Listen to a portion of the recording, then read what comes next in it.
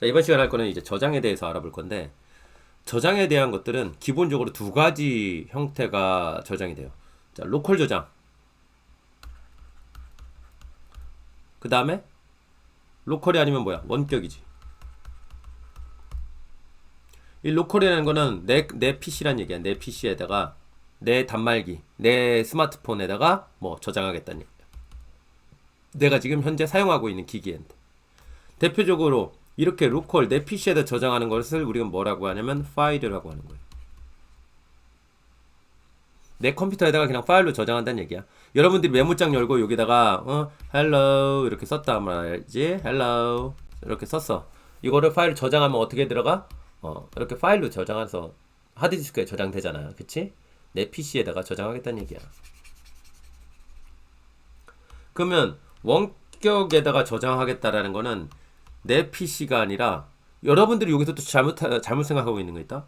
원격에다 저장한다고 하면 내 PC가 아니라 서버에다가 저장한다라고 이렇게 생각하고 있는데 사실은 서버가 아니라 원격에 있는 서버를 통해서 저장되는 곳이 뭐냐면 데이터베이스라는 또 다른 저장 공간이에요.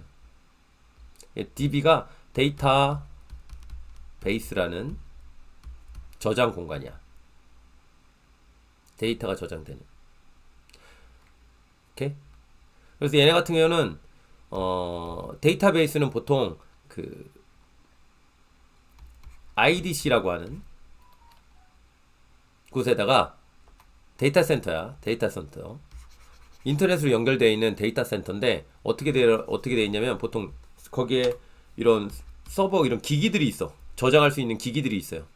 이렇게 기기들이 있어. 여기는 대용량으로 이렇게 해서 얘네들 서버들을 여기다 설치하고 그 데이터들을 여기다가 이렇게 저장하고 그런 것들을 합니다. IDC. 근데 얘 같은 경우는 이거 하나 늘리고 할 때마다 수동으로 늘려주고 막 이런 것들 해야 돼. 돈 내고 막 이렇게 해야 돼. 근데 이런 것들은 중소기업이나 이런 데서 관리하기도 쉽지 않고 유지보수도 어렵고 막 그러다 보니까 요즘에 어떻게 해요?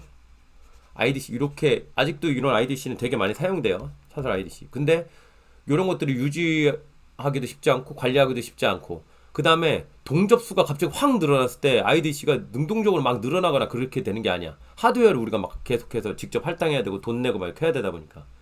근데 이렇게 데이터 센터를 요즘에 원격에다가 데이터 센터를 크게 두고 하는 게 있어요. 그게 대표적으로 무슨 서비스일까요? 그게 뭘까? 스페이스바 누르면 된대. 클라우드. 클라우드가 되는 거야. AWS 자체가 뭐 하는 거야? 걔는 서비스고요. 그치? 이 클라우드에다 저장하기 위한 서비스고요. 결과는 얘네 클라우드 저장 공간을 이용하는 거야. 자기네가 이 IDC 글로벌 이런 데이터를 저장할 수 있는 클라우드라는 요거를 제공해 줄게요. 이걸 제공해 줄 테니까 여기다가 데이터를 다 저장하세요. 대신 돈 내세요. 이거지. 그러면 동접수가 막 늘어나서 유저 이런 것들 다 할당하고 그거에 따라서 데이터를 저장해야 되는 공간들이 되게 많이 필요해. 그러면 돈만 내면 그냥 갑자기 동적으로 팍팍팍팍 늘어납니다. 얘네들은 대용량으로 이런 걸 가지고 있으니까. 그렇지? 그래서 일반적으로 이런 데이터베이스라는 게 저장 공간을 저장할 수 있는 공간이에요. 여러분들 스마트폰에서 찍은 사진을 클라우드에 이렇게 올려 동기화시켜가지고 저장하잖아. 그치? 그런 저장 공간, 원격에 있는 저장 공간을 데이터베이스라고 하고 보통 그림 그릴 때 이렇게 그려. 이렇게. 네, 데이터베이스라고 해요. 그러면 이 서버라는 거는 원격에서 이 서버라는 것은 그럼 무엇을 뜻하냐? 내가 데이터를 저장하고 싶어. 원격에다가 여기다가 저장하고 싶어. 여기 DB에다가. 그러면 저장해줘 라고 하고 저장 데이터를 여기다가 내가 직접 바로 푸시할 수가 없어요. 보통 그렇게 안 하고 어떻게? 중간에 이렇게 요 녀석 서버를 중간에 두고 얘한테 데이터를 보내고 얘가 여기다가 이렇게 집어넣는 이런 형태야. 그러면 내가 원하는 데이터 유저 나의 개인정보 데이터든 무슨 데이터든 갖고 오고 싶어. 그러면 어떻게? 서버가 DB한테 요청을 해서 여기 있는 데이터를 긁어와 갖고 와서 다시 나한테 이렇게 던져주는 이런 구조인 거예요.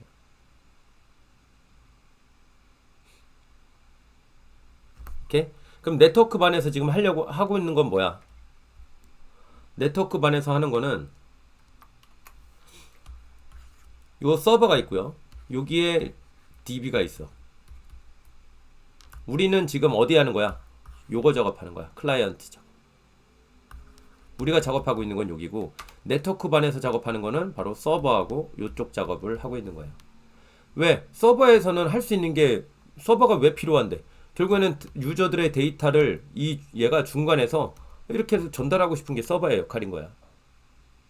그렇기 때문에 첫 번째 네트워크 반에서 중심이 되는 수업은 뭐야?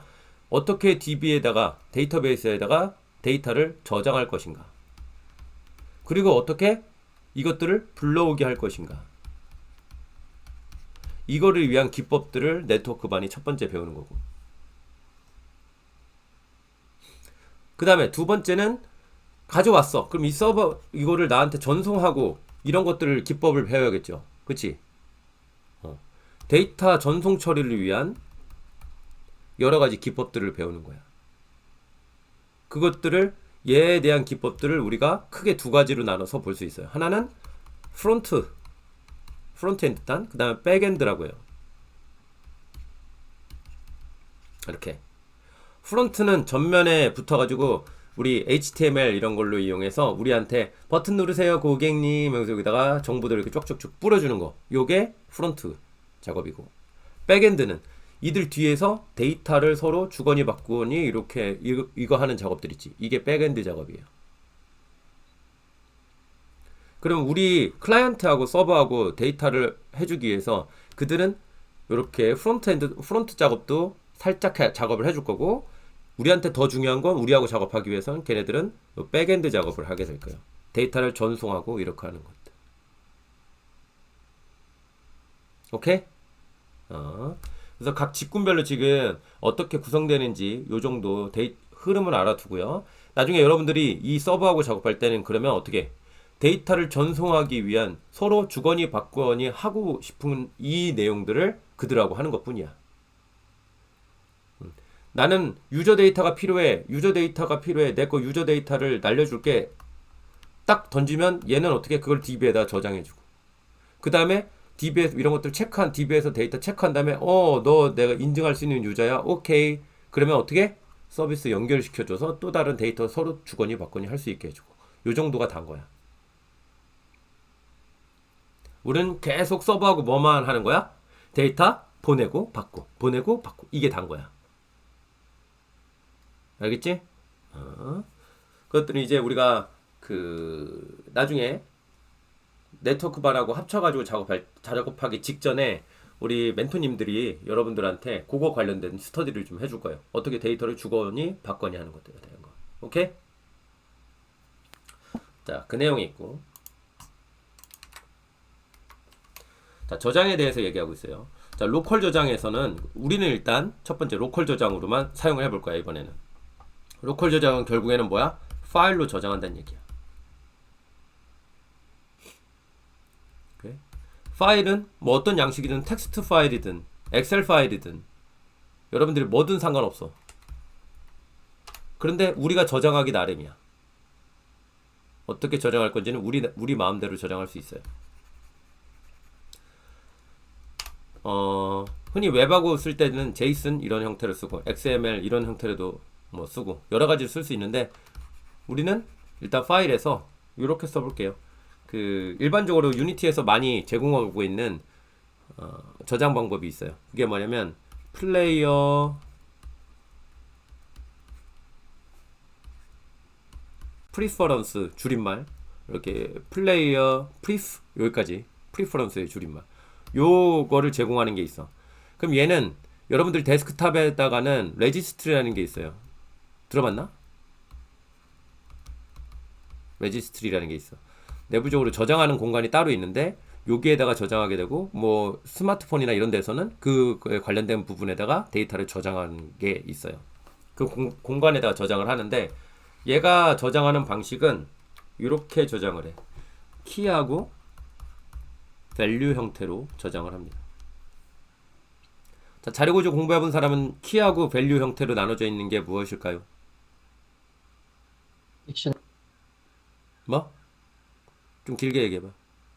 딕셔너리, 그래. 딕셔너리. 유니티에서는 딕셔너리가 있죠. 보통 이런 것들은 해시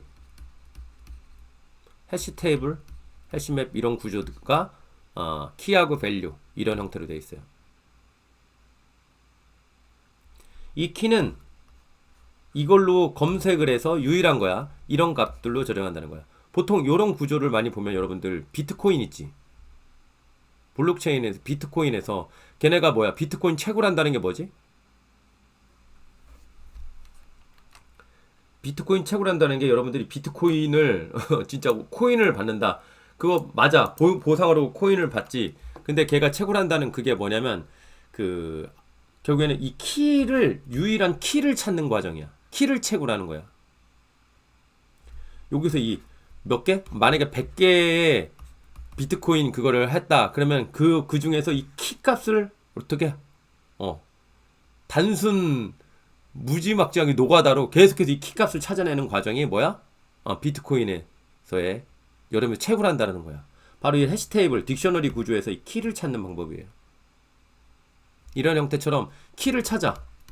이 안에는 우리가 여기에 얘네가 할당해 놓은 그걸 갖는 거지. 이게 근데 찾기가 너무 이게 어렵고 이걸 발견하면 이거를 암호화 시키기는 거의 어렵다. 왜? 여러 군데에다가 얘네들을 심어놓고 이렇게 하니까 이걸 해킹하기가 어렵다. 뭐 이런 것들 때문에 요즘에 되게 유행하지. NFT도 결국에는 비트코인 안에 데이터를 심는 거니까. 자, 어쨌든 자료 구조에서 이 키 밸류 형태에 있는 게 C샵에서는 딕셔너리라는 게 있어요.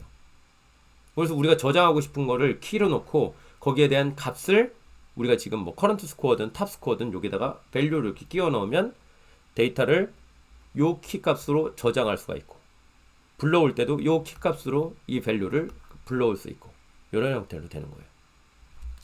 자, 이렇게 플레이어 프리퍼런스 요 클래스를 이용해서 한번 작업을 해봅시다. 자, 저장하는 거는 언제야? 현재 스코어를 업데이트할 때? 현재 스코어를 그냥 계속해서 업데이트해봤자 이거를 저장해봤자 아무 의미 없어. 어디가 좋을까? 바로 최고 점수를 갱신했을 때 이때 아니겠니? 그지? 최고 점수 갱신하는 그 순간 그때가 바로 점수를 저장해야 될 때야. 바로 이때가 점수 저장하는 딱 그 순간이 되는 거예요. 자, 그럼 저장을 어떻게 하는지 한번 볼까? 점수 저장하는 거는 플레이어 프리퍼런스 여기에 점 다 get셋이야. set 여러분들이 저장하고 싶은 거는 뭐야? set float과 set int, set string 이런 게 있다.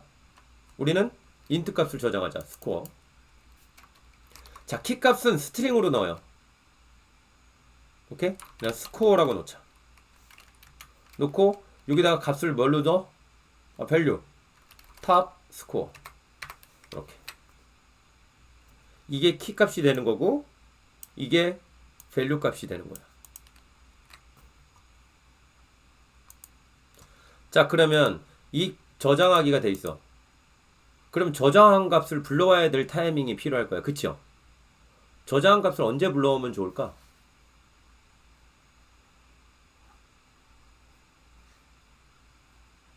시작할 때. 그치?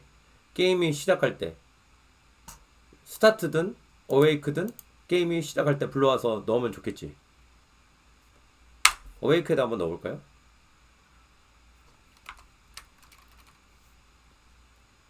오케이? 우리의 커런트 스코어에다가 값을 넣어줄게요. 어떻게 넣어줘? 불러와서 플레이어 프리퍼런스에 셋이 있었으면 get이 있을 거고 여기다 키 값을 넣어줘. 뭐를? 스코어를. 이렇게. 그러면 저장된 값을 가져와서 여기다가 넣어주는 거야. 이 스코어로, 이 스코어라는 키 값으로 저장된 값 걔를 여기다 넣어주는 거야.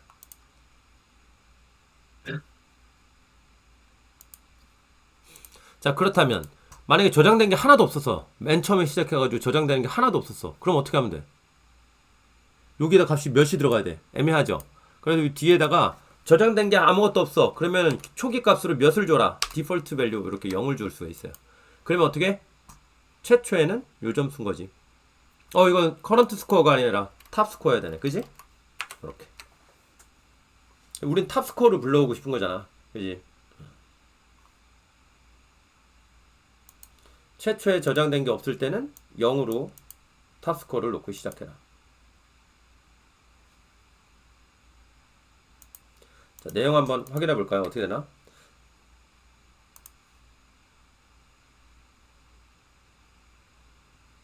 자, 플레이하고, 자, 이렇게 해서 일단 껐다 켜볼게. 자, 플레이. 탑스코어 값이 어떻게 되나 볼까? 어? 왜 안 돼?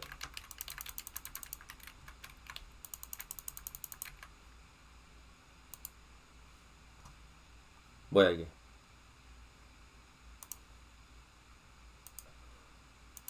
이거 갱신 좀 시켜주자. 처음반에 이렇게 가져왔잖아. 그지? 가져왔을 때 UI 값들도 UI 데이터도 바꿔줘야지. 그지? 텍스트들을 갱신시켜주자. 자, 여기다가 텍스트는 awake 말고 여기다가 넣어주자. 왜 awake가 아니라 여기다 넣으려고 하는지 잠깐 얘기를 해주면 잘 봐요. awake는 객체가 하나 생성됐을 때지. 그치? 자, 유니티는 보통 어떻게 되냐면 잘 봐. 여기 하이라키에서 이렇게 등록된 순서대로 객체들이 만들어져. awake가 이렇게 순서대로 일어난다는 얘기야. 태어난다는 얘기야. 그러면 awake가 모든 오브젝트들의 awake가 먼저 일어나. 오케이? awake가 일어나. 근데 순서대로 요 맨 위에 얘네부터 awake가 짝짝짝짝짝짝짝 호출되면서 오는 거야. 오케이? 그 다음에 awake가 다 끝나면 뭐가 돼? 스타트가 일어나. 됐어요? 라이프 사이클 중에. 자, 그런데 여기서 봐라. awake가 순서대로 돼야 되는데 얘가 지금 여기 앞에 있으니까 얘가 먼저 awake가 됐어. 그 다음에 얘가 awake 되니까 얘의 존재를 알 수는 있어. 그치? 알 수는 있어. 그런데 혹시 만약에 이렇게 안 돼 있고 하이라키가 얘가 위로 올라가 있으면 얘가 지금 얘가 태어난 다음에 그 다음에 얘가 지금 awake가 돼야 되는데 이렇게 되면 얘가 지금 아직 세상에 존재하지 않아. 근데 여기에서 얘 값을 집어넣으려고 하면 어떻게? 안 될 수 있다는 얘기야. 맞아요? 그래서 지금 내가 어떻게 하는 거냐면 데이터를 불러오는 거는 상관없지. 데이터를 불러오는 거는 이때는 상관없어. awake야. 데이터를 로드하고 막 이런 것들은 이때 awake에서 하면 돼. 그런데 이 객체가 태어났는지 안 태어났는지는 확실할 수가 없어서 여기에다가 갑자기 스코어 UI에다 값을 넣는다. 이거는 문제가 생길 수 있다고. 그러니 스타트로 오면 어쨌든 객체는 다 생긴 거잖아. 그치? awake가 끝났으니까 객체는 다 생긴 거야. 그래서 스타트에서는 그 객체가 존재하는 건 확실한 거지. 이해했어요? 자, 그렇다면 여기에서 바로 텍스트 값을 설정해 줘야지. 강사님, 어? 스타트도 그 하이어라키에 올라가 있는 순서대로 도나요? 맞아. 감사합니다. 어이? 자, 그러면 여기에서 저 텍스트에 값을 넣어보자. 그러면 일단 current score UI에 텍스트에다가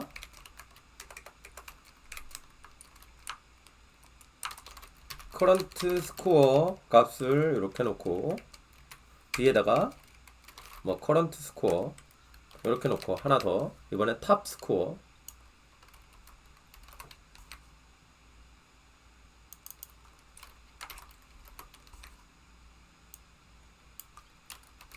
이렇게 해봅시다.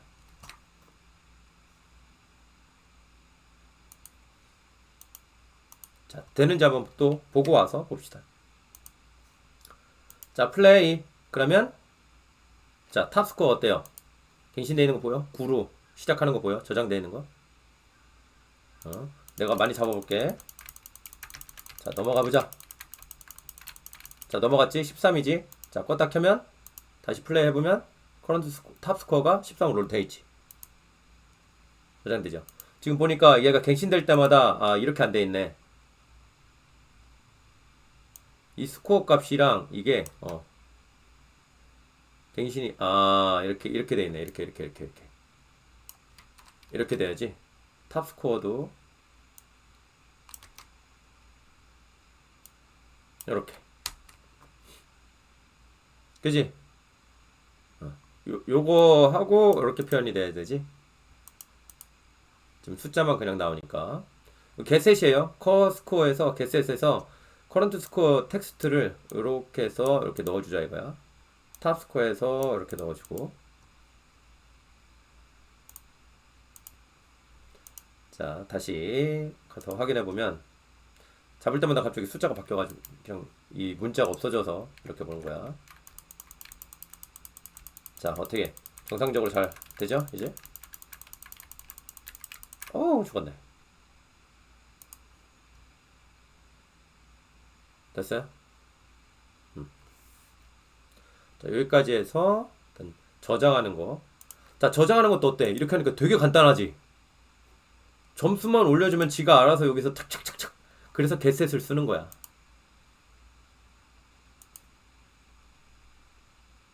자, 여기까지가 저장하기였어요.